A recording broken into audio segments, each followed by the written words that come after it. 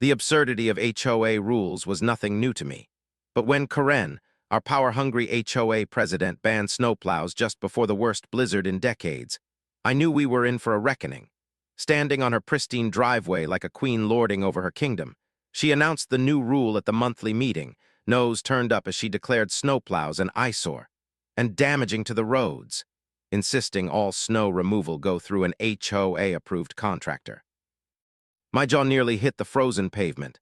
I ran a snow removal business, clearing neighbors' driveways for years at a fraction of the overpriced rates those contractors charged.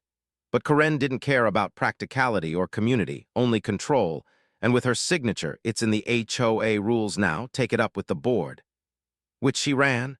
She shut down every protest, effectively killing my gig in our neighborhood. The murmurs of discontent rippled through the crowd, but she waved them off, sipping her latte, oblivious to the storm brewing, not just in the sky, but in the people she'd underestimated. I tried warning her, shoving weather reports under her nose about a blizzard poised to bury us, but she smirked and said, "If it snows, we'll handle it the HOA way," meaning delays, gouging fees, and stranded residents. Karen wouldn't suffer with her heated garage and luxury SUV, but the rest of us were another story. 3 days later, her rules cracks showed with a moderate snowfall. Not a blizzard yet, just 6 inches that normally be no sweat. But with independent plows banned, the HOA's contractor was a no-show by noon, leaving streets buried and driveways blocked by evening. My phone started buzzing with desperate calls. Mr. Thompson, an elderly vet, fretted about his wife's doctor's appointment, saying, "She needs treatment tomorrow, we're worried." While Lisa, a single mom, vented, "I'll lose my job if I miss another shift and those contractors want triple what you charged." Parents worried about school runs, retirees feared icy falls, delivery trucks stopped coming, packages piled up, trash sat uncollected. The neighborhood was choking under Karen's reckless power trip, and as I walked the silent, snow-packed streets that night, the usual hum of plows absent, I saw her pulling out in her SUV, driveway mysteriously clear while everyone else suffered. Her tires spun, then thudded into a snowbank, her frustration a distant shadow. I crossed my arms and watched, knowing this was just the start of her icy downfall. I should have known better than to think Karen could be reasoned with. But the next day, watching neighbors struggle with flimsy shovels, I tried anyway, spotting her marching across the snow in a fur-lined coat, trailed by Todd, her yes-man enforcer. I intercepted her outside Mr. Thompson's house, where he dared hire an outsider to clear his drive. "This isn't working," I said, planting my feet. "The contractor's AWOL, people are trapped, let me plow the roads, no cost, before it gets worse." But she smirked, waving me off. "We have a system, the roads'll be cleared when the HOA decides," her voice dripping with disdain. I pointed to Lisa, exhausted and desperate, and Mr. Thompson, needing medical care, but Karen rolled her eyes. Maybe he should have planned ahead, her cruelty stunning even Todd into silence. I clenched my fists, pleading, "People are suffering, Karen, just let me help." But she stepped closer, fake sweetness in her tone. "Move." And when I didn't, she whipped out her phone, recording me, spinning me as a bully harassing her. Some neighbors hesitated, her manipulation sowing doubt, and with a smug, "You're breaking HOA policy, walk away or I'll report you," she won that round. I turned and left, her voice taunting the camera, but I knew the real storm was coming, and she'd buried herself in it. The warnings had been piling up for days. Weather reports I'd shoved in Karen's face, neighbors' pleas echoing in my ears. But no one, not even the local news, grasped how vicious this blizzard would be. By noon, dark clouds swallowed the sky, turning the neighborhood into a dim, frozen wasteland, and by 3:00 p.m., winds howled at 60 mph, whipping snow sideways into a blinding wall that rattled windows and shook resolve. Nightfall brought collapse. My house shuddered as the first gust hit, power flickering out street by street, plunging us into darkness, and my phone buzzed with an emergency alert. Severe winter weather advisory, major outages, whiteout conditions, shelter in place. I fired up my generator, but most neighbors didn't have that luxury, left unprepared by Karen's empty HOA promises, now trapped in a storm turning deadly. Sirens wailed faintly through the wind, red lights poolsing in the snow, and I threw on my coat, grabbed a flashlight, and stepped into the cold that bit like knives. Following the sound, I found a fire truck half buried in a drift, tires spinning, two firefighters shouting into radios. "Cardiac emergency," one yelled over the gale. "Elderly man needs hospital transport, Mr. Thompson." And my gut sank. Corinne's snowplow ban had just turned life or death. It wasn't just Mr. Thompson. Headlights flickered down the road, cars skidding into drifts, delivery drivers and parents desperate to reach kids before schools locked down, all trapped as the storm tightened its grip. Then a transformer blew in the distance, a flash and boom cutting more power, emergency alerts piling up as the neighborhood slid into crisis mode. Corinne was nowhere to be seen, her HOA way a ghost in the chaos. I helped the firefighters dig their truck free, snow stinging my face, when a scream pierced the wind, not close but real, followed by another. The firefighter beside me, frost crusting her jacket, froze, radio crackling with worse news, ambulances stranded, a family 2 streets over with no heat and a newborn at risk, a man buried in his car, and then the gut punch. "Citywide emergency response shutting down," she muttered. "No plows, no access, service freeze unless it's mass casualty." Lisa, watching from her porch, snapped, "Are you kidding me? My kids are freezing. How long till we're just left dying?" The firefighter had no answer, admitting, "We didn't expect it to hit this hard," but stopped short because Corinne's ban had kneecapped us. The crowd grew, braving the cold, staring at me as desperation replaced fear, and Lisa said what they were thinking. "If no one's coming, we help ourselves. Do you still have your plow?" I nodded, breath fogging the air. My snowplow sat ready, but using it meant defying Corinne's rules, risking her wrath and her connections. Silence hung heavy, then Mr. Thompson, barely standing, rasped, "We'll back you up," and the shift hit like a spark. Neighbors who'd hesitated before, cowed by Corinne's HOA reign, now stood with me, her villain label fading as they saw me as their shot at survival. For years, she'd ruled with an iron grip, painting me as a troublemaker, but now her absence and her ban had flipped the script. They weren't looking to her or the HOA, they were looking to me, and in that moment the neighborhood took charge. I turned toward my garage, knowing I was about to break every rule she'd written, not just to save Mr. Thompson, but to save us all. Corinne's downfall was starting, and it was buried under 10 feet of snow she'd invited. I fired up the snowplow, its engine roaring to life as I carved a path for the firefighters to reach Mr. Thompson. The scrape of the blade against ice, a defiant hymn cutting through the storm's howl. Neighbors rallied, shovels in hand.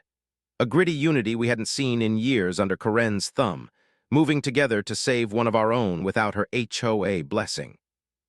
The air bit at our faces, wind screaming through the dark, but people pushed forward, Lisa hauling blankets, others clearing debris, a flicker of hope in a night that tried to bury us. I was so focused on the truck's tires breaking free, on getting Mr. Thompson out, that I almost missed it. A sharp scream slicing through the wind, not from the emergency crews or stranded families, but from Corinne Street, distant yet unmistakable. Lisa spun toward the sound, frowning. "What was that?" I killed the engine, and another cry carried over, followed by the crack of splitting wood. Realization hit like a punch. Corinne's oversized, remodeled house, her pride, her HOA crown, wasn't built for this blizzard, its flat, modern roof a snow trap I'd warned her about last year, ignored in her arrogance, and now it was caving under the weight. I bolted toward her street, boots sinking into drifts, the crowd trailing as we reached her house. Her perfect driveway buried, her porch a wall of snow, the roof sagging where it had collapsed, decorative columns snapped, and massive windows shattered, letting the storm claw inside. Todd, her loyal enforcer, stood gaping, pale and stammering. "Corinne's trapped, the door's frozen solid," while her shrill voice shrieked through the wind. "Help me out of here." Lisa folded her arms, smirking. "So what's the HOA plan for this?" Todd had no answer, and for once Corinne had no spin, no power, just panic as she begged from her icy prison, completely at our mercy after years of dishing out misery. The crowd exchanged looks. Her screams grew frantic. "I can't open the door." No one rushed forward. Lisa nodded slow and smug. Well, Queen Corinne in her ice palace." A few chuckled. Someone muttered, "Poetic justice," and Todd pleaded, "We have to help her," only for Lisa to snap, "Oh, now you care? Where was that when Mr. Thompson needed a doctor?" He shrank, voiceless, because she was right. The air had shifted, Corinne's once commanding presence replaced by mockery, her suffering a bitter mirror of what she'd inflicted. Her pleas turned pitiful, the cold seeping through her broken home, hypothermia a real threat. Yet the crowd held back, relishing the fall of the untouchable tyrant who'd fined us into debt and ignored our struggles. A guy shouted, "How's that HOA-approved snow removal working out?" And bitter laughter rang out, her ego cracking as she choked. "Please, I was wrong." That killed the chuckles. Heads turned, eyes widened at Karen admitting fault, her voice breaking. "I shouldn't have banned the plows. I see that now. If you help me, I'll fix everything." Lisa arched a brow. "Oh, now you'll change the rules," Karen sobbed. "I'll reverse the ban. I'll step down. I'll do whatever you want. Just don't leave me here." Silence fell, Todd turning to me, desperate. "You have to do something. You wanted to help people." The amusement faded, replaced by a heavier choice. Lisa sighed, muttering, "I can't believe this," then faced me. "You're in charge, plow guy. What's the call?" It was on me now, Karen's fate dangling as I stared at her wrecked kingdom, weighing justice against who we'd be if we left her, and finally said, "Get the shovels." The wind roared as we gripped our shovels outside Karen's crumbling house, snow stinging our faces. But I held up a hand before we dug, crouching near the shattered window where she sat shivering under a blanket, her once perfect hair a mess, her eyes wild with desperation. "Please," she croaked. "It's freezing in here." But I didn't budge, staring her down. "You said you'd fix this," I said, "that you'd do anything," and she nodded fast. "Yes, I'll step down, reverse the plow ban, anything." I cut her off, "Not enough," and her face twisted in confusion. "What do you mean? That's what you wanted." I smiled, cold and sharp. "No, Karen, that's what you think we wanted. What we actually want is justice." And behind me, the neighborhood murmured agreement, Lisa stepping up, arms crossed. "You ruled this place like a tyrant, fined people over mailbox colors, threatened single moms with eviction, banned plows to line your pockets, and now you want us to just forget it all." Karen flinched, shrinking as her sins piled up, and I leaned in, voice steady. "Here's the deal. We'll get you out, make sure you survive, but when it's over, you're done. You resign from the HOA entirely, no more rules, no more power." Her breath hitched, eyes darting. "You're resigning, not just stepping down, you're out," I pressed, and Lisa smirked. "Oh, this is the good part," as I kept going, "and you'll pay back every resident you scammed, every outrageous fine, every overpriced fee you squeezed out of us for your own gain." Karen's jaw dropped. "That's thousands of dollars," she sputtered, and I nodded. "Yeah, it is. I don't have that kind of money." She cried, but Lisa shrugged. "Then maybe you shouldn't have been such a greedy little dictator," and Karen's face flushed. "You can't do this." I gave her a hard stare. "Look outside. See anyone here who'll stand up for you." She turned, scanning the crowd, and reality crashed in. Todd stared at the ground, neighbors glared with years of pent-up rage, no HOA to shield her, she was alone and she'd lost. Her shoulders slumped, lips trembling, and she broke, whispering, "Fine, I'll do it." So I pressed, "Say it." And she looked up hollow. "I resign from the HOA and I'll pay them back." Her voice barely audible over the wind's whistle.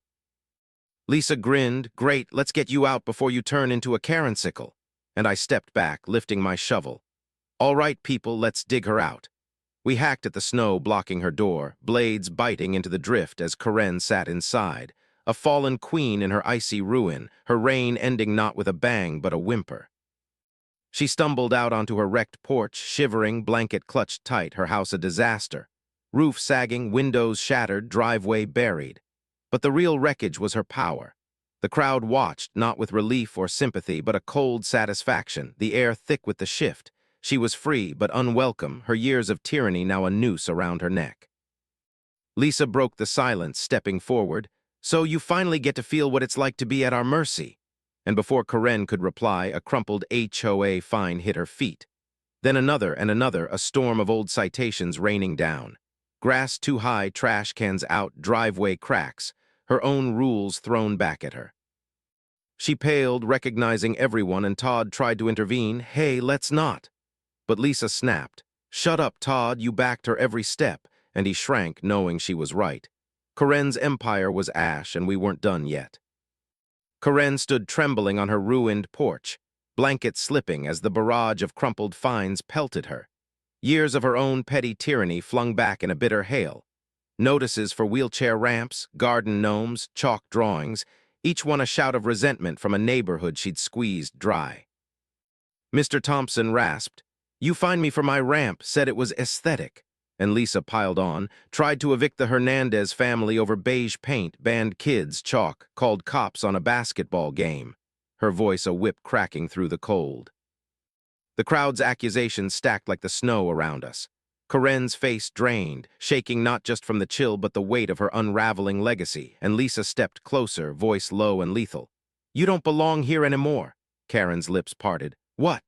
And Lisa's eyes narrowed. "You're not president, not in charge, and as far as we're concerned, not even our neighbor." Murmurs of agreement rippled through, Corinne reeling like she'd been slapped. "You can't be serious." Lisa shot back. "Do we look like we're joking? We're done with you, pack your things and leave." And the crowd's silence was a wall, Todd backing away, refusing her gaze, neighbors staring with contempt honed by years of her rule. She turned to me, last lifeline, whispering, "Please tell them I can stay." But I exhaled, breath fogging, and said, "No." Something broke in her then, not a collapse, but a shatter deep inside, her eyes hollow as Lisa clapped. "Well, there you have it. Pack up, Corinne, you're done." And the crowd dispersed, turning their backs without a glance, her worth to them spent. I headed for my plow, leaving her alone in the snow, a fallen dictator with nothing. Her power, her control, her home, all gone, yet she wasn't ready to fade quietly. The storm eased as dawn crept over the wreckage, sun glinting off the frozen mess, a moment that should have been relief but turned into Corinne's final reckoning. She argued with Todd on her porch. "They can't do this, I built this neighborhood." Him shifting, mumbling, "They don't care," when a truck's honk cut through. She turned, paling as moving trucks rumbled up, kicking up powder, and two men stepped out, one calling, "Corinne Myers." She blinked. "What?" He held up a notice, smirking. "HOA treasurer confirmed your resignation, fines totaled, repayment due now. And since you can't pay, your house is seized to cover," staggered. "No, this is my house, my neighborhood."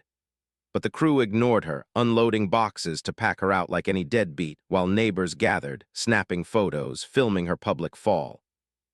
A news van rolled in, cameras catching every second of her eviction. Corinne froze, the queen who'd lorded over us now thrown from her throne in broad daylight, humiliated as she shrieked. "You think this makes you a hero?" At me, eyes blazing, I smiled. "I don't think I won, Corinne, I know I did." Gesturing to the crowd, the trucks, the lenses, she screamed, unhinged, then ran, slipping through snow, past gawkers, disappearing down the street, dignity shredded beyond repair. Lisa exhaled, "Wow, that was satisfying." As the news kept rolling, trucks kept packing, and I fired up my plow.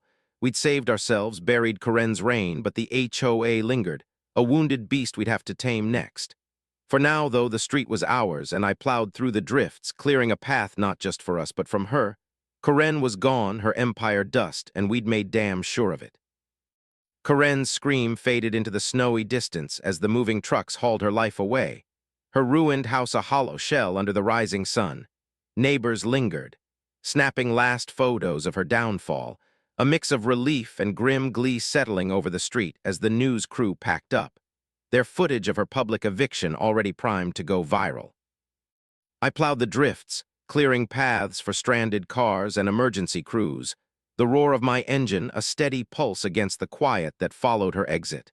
And for the first time in years, the neighborhood felt like ours again, her reign of fines and threats buried under the blizzard she'd invited. Lisa clapped me on the shoulder, grinning.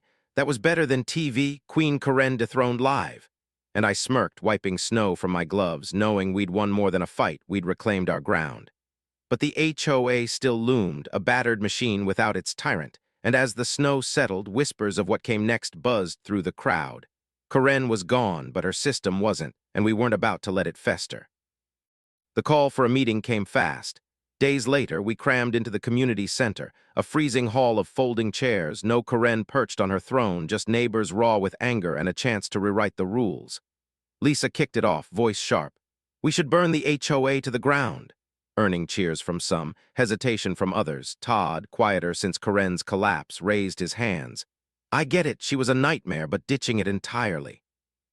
We need organization, roads, trash, upkeep. The city won't touch that." Lisa folded her arms. "Why wouldn't it be better gone?"